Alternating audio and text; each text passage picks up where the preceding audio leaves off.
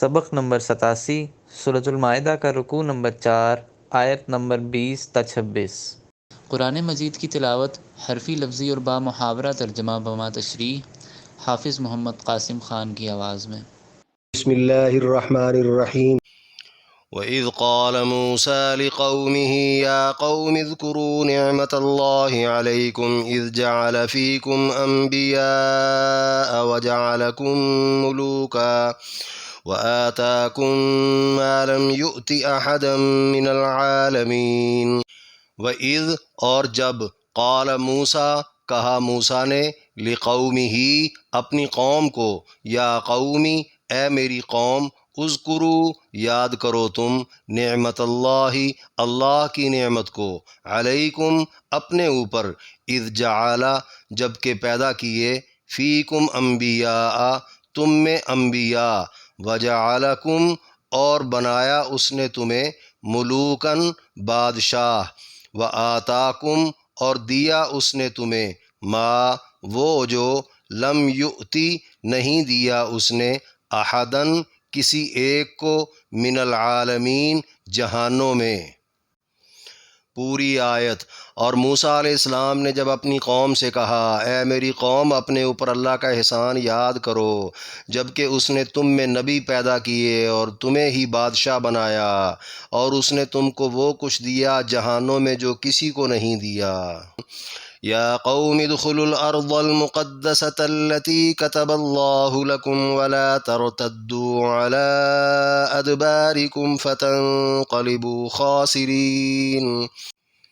یا قومی اے میری قوم ادخلوا داخل ہو جاؤ تم الارض المقدسۃ پاک سرزمین میں التی وہ جو کتب اللہ لکھ دی ہے اللہ نے لکم تمہارے لیے ولا ترتدو اور نہ پلٹو تم علی ادبارکم اپنی پیٹھوں پر فتنقلبو پھر لوٹو گے تم خاسرین نقصان اٹھانے والے۔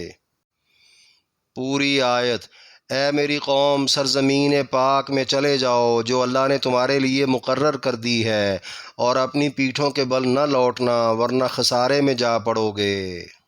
قالوا یا موسیٰ ان فیہا قوما جبارین وإنا لن ندخلها حتی یخرجوا منہا فإن یخرجوا منہا فإنا داخلون۔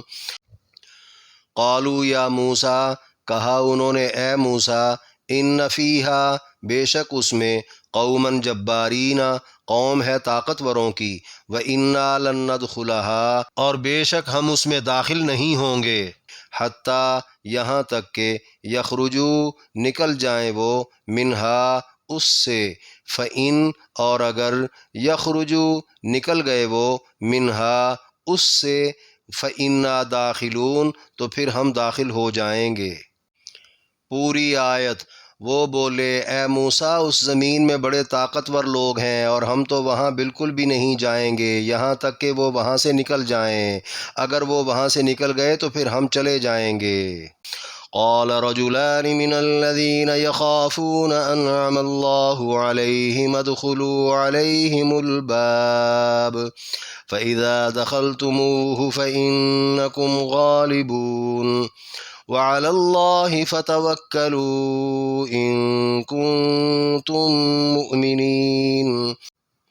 قال رجلان بولے دو مرد من الذین ان لوگوں میں سے جو یخافون ڈرتے تھے وہ انعم اللہ احسان کیا اللہ نے علیہما ان دونوں پر ادخلو داخل ہو جاؤ تم علیہم ان پر الباب دروازے سے فَإِذَا پھر جب دخلتموہ داخل ہو جاؤ گے تم اس میں فَإِنَّكُمْ تو بے شک تم ہی غالبون غالب آنے والے ہو وعلی اللہ اور اللہ پر ہی فتوکلوا بھروسہ کرو تم ان کنتم اگر ہو تم مؤمنین ایمان لانے والے۔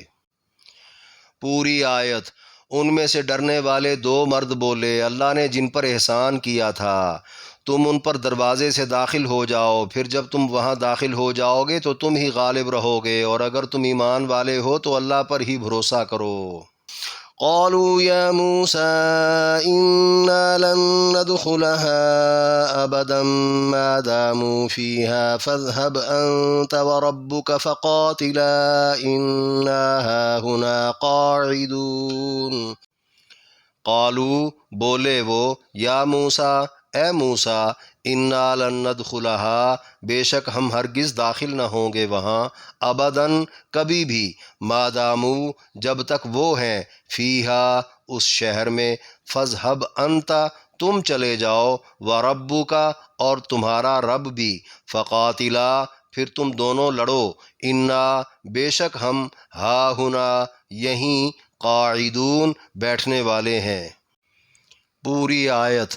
وہ بولے اے موسیٰ ہم وہاں تب تک نہیں جائیں گے جب تک وہ اس شہر میں موجود ہیں، آپ اور آپ کا رب چلے جاؤ، پھر دونوں لڑو، ہم تو یہیں بیٹھے ہیں۔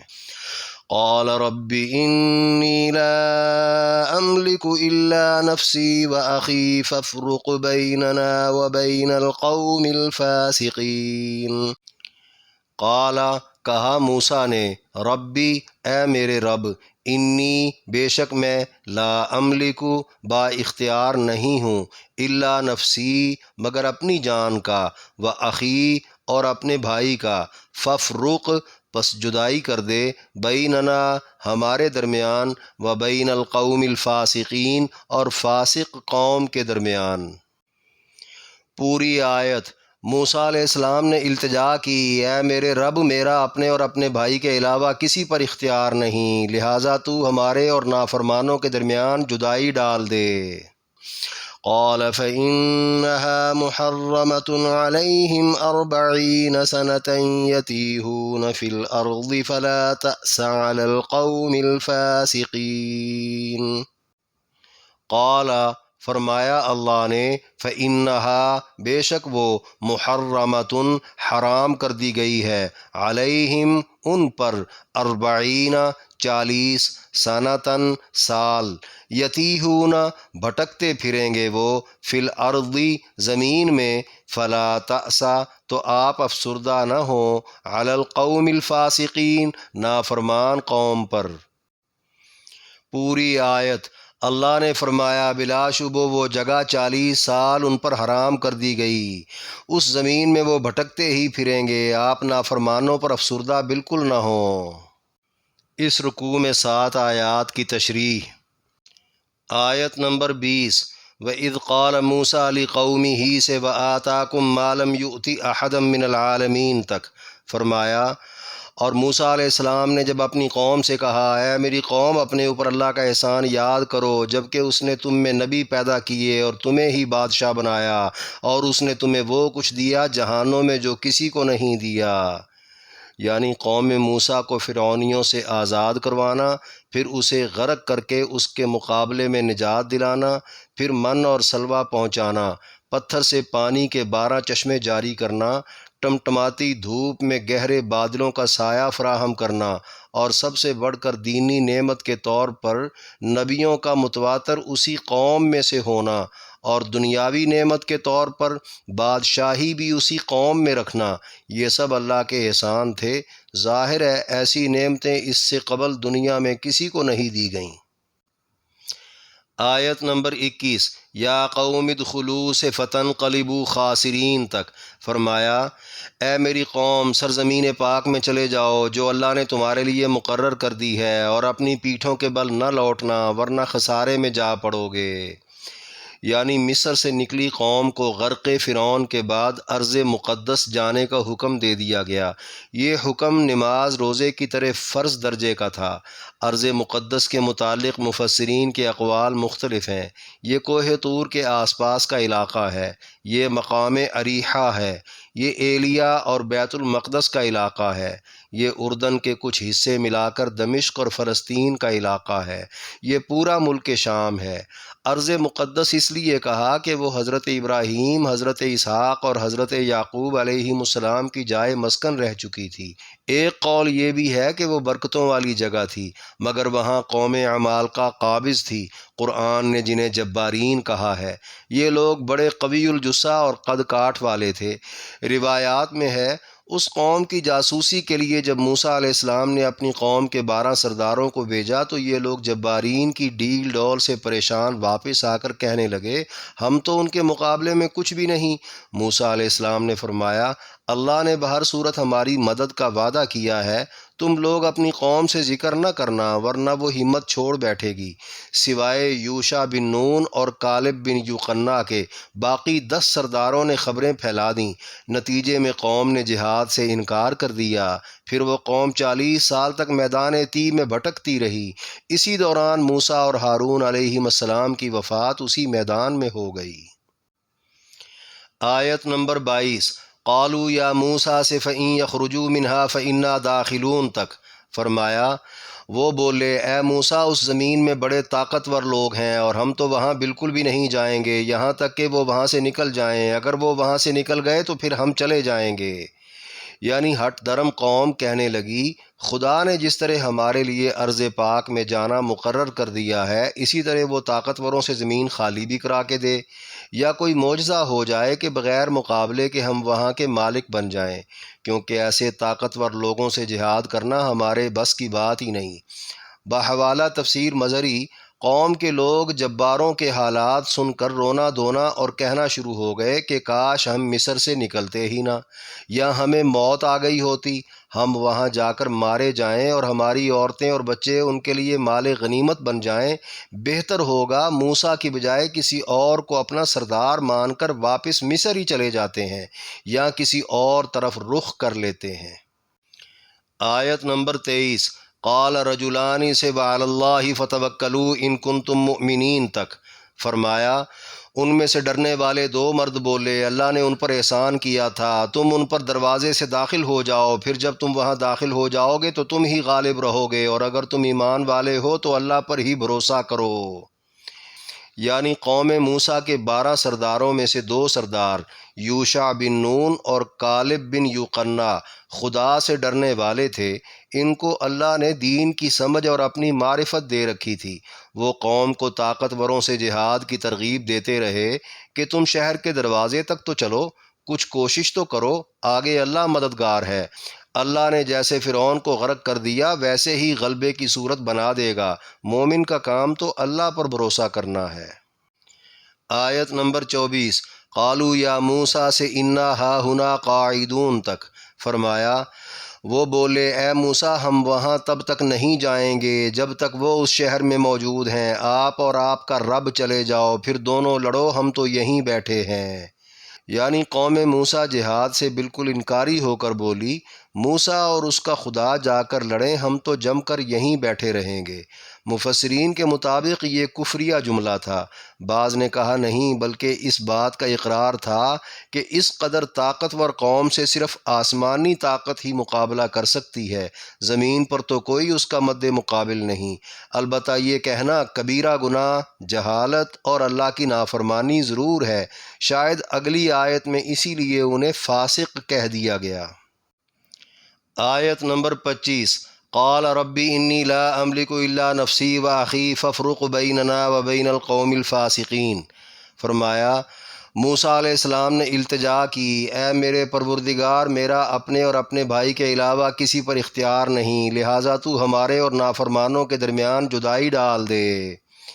یعنی قوم ہمارے کہنے سننے میں نہیں آ رہی، نافرمان ہو چکی ہے۔ ہم دونوں بھائی موسیٰ اور ہارون علیہ السلام قوم کے اس گناہ میں قطعاً شریک نہیں۔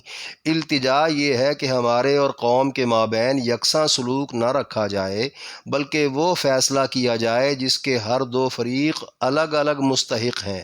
آیت بتا رہی ہے نافرمانوں سے بیزاری ظاہر کرنا اور دل میں بھی نافرمانوں کو برا جاننا بہت ضروری ہے۔ آیت نمبر 26، قال فإنها محرمۃ سے فلا تأس علی القوم الفاسقین تک، فرمایا اللہ نے فرما دیا بلا شبہ وہ جگہ 40 سال ان پر حرام کر دی گئی، اس زمین میں وہ بھٹکتے ہی پھریں گے، آپ نافرمانوں پر افسردہ بالکل نہ ہوں۔